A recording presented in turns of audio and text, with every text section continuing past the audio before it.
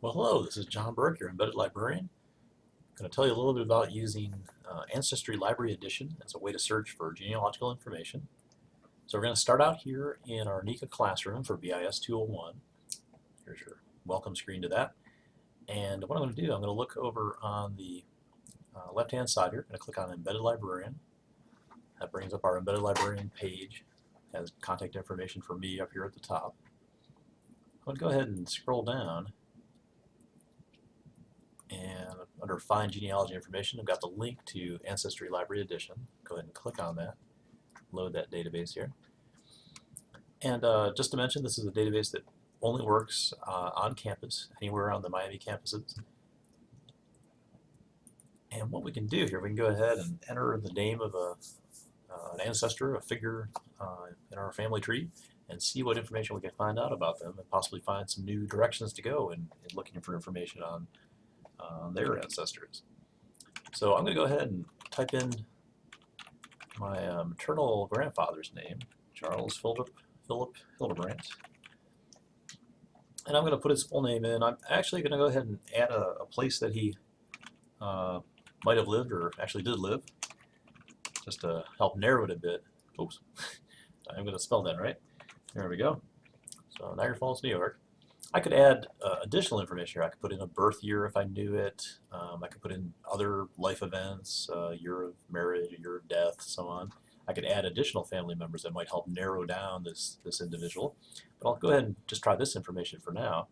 Go ahead and click search and see if we can find information on my Charles Philip Hildebrandt. Well, right off the bat, we do come up with 83,000 items that match in some way. They may just match partially rather than entirely, but in any event, what I can do is start to look at the result and see if any of these are matching what I have in mind or what I'm looking for. So if I look over here, this very first entry, Charles P. Hildebrandt, birth date December 16th, 1912, date of death September 13th, 1997. I'm fortunate to know at least that this actually is my Charles Philip Hildebrandt. Those are the correct dates for him. And this is from the Social Security Death Index, where if we mouse over it, it shows some very basic information. It just shows the zip code and city and place that the person lived in and then died in, their birth date, date of death, and this state that they had their Social Security number issued in. So it just gives some very basic information. I can click on this as well. It'll show very much the same information. But as I look down here, I'm hoping to find some additional information on him. So I've got a couple of other entries here that bringing up some basic information. Again, I see him listed here. That's the right date of birth, and this is a public records index noting his residence in Niagara Falls in 1993.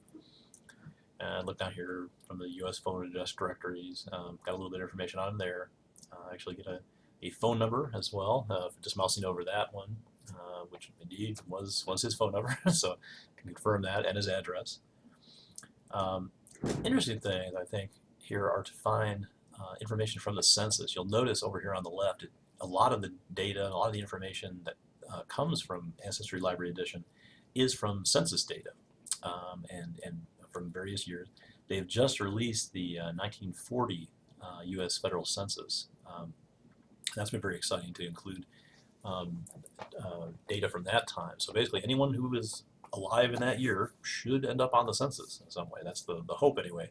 And that does give you some hope for finding people both in that census and then in earlier ones as well, depending on when that person lived. So I actually see an entry here for the 1920 federal census. It does list a Charles Hildebrandt. It doesn't have the middle initial, but his name. Gives an approximate birth date and says where he was living in. Well, Niagara Falls still, so this might be him. What I can do, I can mouse over that title and it'll show some basic information about Charles Hildebrandt. Shows his age in that year. Shows where he lived then, at least approximately. Gives a ward number. Tells some basic information about him.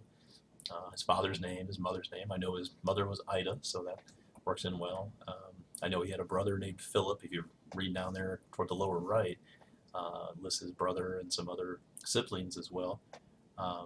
So there's some information that can help me determine whether this is the right person. What I can also do with these federal census documents, if I click on View Image over here, it's going to come up and actually show me the census document that it's drawing that information from, a scan of that. And one thing I can do here, I can go ahead and show just the image here, so it expands that on the screen. And if I mouse around in here a little bit just by pulling the document over, I can see it's a little bit of a light copy on this page. But I do see here, and it's a little tricky to make out, but I do see Hildebrandt, Charles, and son. So this is kind of a continuation from the previous page, which lists his father and his mother and so on. And as I scroll over here, it will list you know, his gender, his age. Scroll across further, it notes where he was born. He was born in New York State. His father was born in Canada. His mother was born in New York. And what I find really interesting in these is the occupation line. Now, my grandfather was 7 years old in this year, so he does not yet have an occupation. He was fortunate enough not to be employed at that time. But one thing I can do is I can actually go back to the previous page. Up in this upper right-hand corner, it tells us image 9 of 68 of this particular census document. There's 68 pages in it, and there's a little previous page, next page set of arrows up here. I'm going to go previous page. And if I look at this page, I'm expecting I'm going to see the rest of his family available. Click on image only again here. A little bit of a crooked scan here. But if I look here, I can barely make out Hildebrandt and Philip, so that's his father. And he's listed as the head of the family. And if I scroll on over, I can get some information on him. He was 47 years old then. He was born in Canada. His father was born in Germany. His mother was born in Germany. So I can learn that information, kind of know country of origin. I also see, if I go over here to the occupation line, that he was an inspector on the steam railroad. So that gives me a little bit of family information. One thing I find interesting as well with the census documents is to look along at the neighbors. You know, the folks who are on this list are the folks who lived up the street, in the apartment above, and the apartment below. So you can get a sense of who was around. And by looking at information here, I see that there were also neighbors who worked for the railroad. There were neighbors who were teachers, you know, so it's just kind of interesting to see a little bit of the life that the neighborhood and the environment they were living in. So I think these are a lot of fun to look at, but it does give us some really useful information to build on. So I'm getting names of relatives that I can also follow up on. I can run searches on them. Certainly names of father and mother that I can run searches on and see what I can find on them. So it definitely helps there. And then at any point when I'm ready, I can print these documents. I can share them, email them myself, that kind of thing. I can also go up in the upper left-hand corner, return to their search results, and go back into the list and see what other bits and pieces I can find of information. It's interesting here. There's another Charles Hildebrandt, and with a much earlier birthday, 1859. This is actually the grandfather of my grandfather, this Charles Hildebrandt, and I know that because I know his wife was Augusta, so that's something that connects there. But this is from a New York State census in 1915. But as I look on through, I can keep looking down and finding information. I'm going to come across, of course, other Charles Hildebrandts that are not the one I had in mind. I'm not sure who Charles F. Hildebrandt was, and so on. But as I'm able to go down here, I can continue to track down information on now really both Charles Philip Hildebrandt, my grandfather, but also my great-great-grandfather too. So I'm going to hit into more listings of him as well.